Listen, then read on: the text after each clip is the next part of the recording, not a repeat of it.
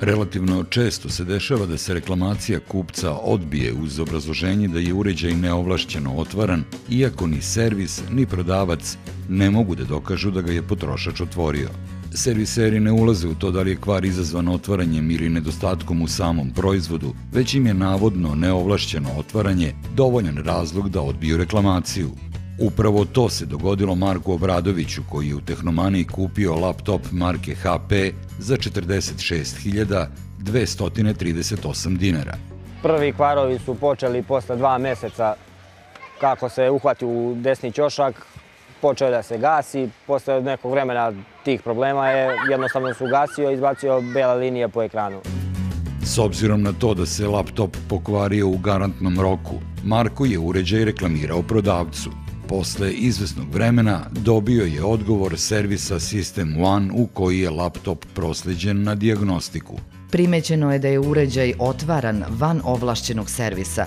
Nemate prava na besplatan servis u garantnom roku. Kao dokaz da je laptop otvaran, iz servisa su poslali fotografije na kojima se vidi da malo farbe nedostaje na šrafovima, što je po njihovom mišljenju očigledno dovoljan dokaz da je kupac otvorio laptop. Marko tvrdi da on nije pokušavao da ga otvori jer... Prvo, ja su te stvari ne razumem da bih bilo šta radio na njemu. Da ga šaljem u neovlašćeni servis, morao bi da platim popravku. Zašto bi to radio kad jednostavno postoji garancija? Marko takođe smatra da je ovakav odgovor servisa nekorektan, jer su poslate fotografije bez vremena, bez datuma, koje meni ništa ne dokazuju.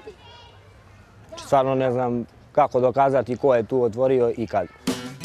Nije jasno u kakvoj je vezi oštećenje farbe na šrafovima, koje su iz servisa prikazali na fotografijama, sa Markovom reklamacijom da laptop ima kvar. Iz servisa System One na naše pitanje šta je uzrok kvara na Markovom laptopu nisu odgovorili, već su naveli da... U slučajevima kada se utvrdi neovlašćeno otvaranje uređaja, korisnik automatski gubi pravo popravke pod garantnim uslovima, što je navedeno i u samom garantnom listu, odnosno listu o saobraznosti. U garantnom listu koji je izdala firma CT Computers zaista stoji da gubitak prava potrošača nastaje ukoliko se utvrdi da je na reklamiranoj robi vršena neovlašćena servisna intervencija. Problem u vezi sa ovim navodom iz garantnog lista je u tome što ne postoji način da servis pouzdano utvrdi da je potrošač otvorio uređaj i tako oštetio boju na šrafovima. Bez obzira na to, potrošač na osnovu takve tvrdnje servisa gubi pravo na besplatnu popravku. Zanimljivo je i to da potrošač u skladu sa navodima iz garantnog lista CT Computers gubi sva prava u okviru garantnog roka nestručnim i nesavesnim korišćenjem robe. Ovakve formulacije omogućavaju servisima da optuže potrošače za gotovo sve kvarove, jer potrošač nema sertifikat koji dokazuje da je stručan za korišćenje robe koju je kupio. Na pitanje na osnovu kog člana Zakona o zaštiti potrošača se kupcu može osporiti pravo na besplatnu popravku jer je otvarao uređaj, iz servisa System One nisu odgovorili, ali su uputili molbu da sva pitanja vezana za prava potrošača po zakonu uputite na adresu davaoca garancije. Iz firme CT Computers, koja je davalac garancije, takođe nisu odgovorili na pitanje u vezi sa zakonskim pravom potrošača na besplatnu popravku, već da ćemo više informacija dobiti od predstavnika kompanije HP i servisa System One. Više informacija o ovom problemu od navedenih predstavnika nismo dobili.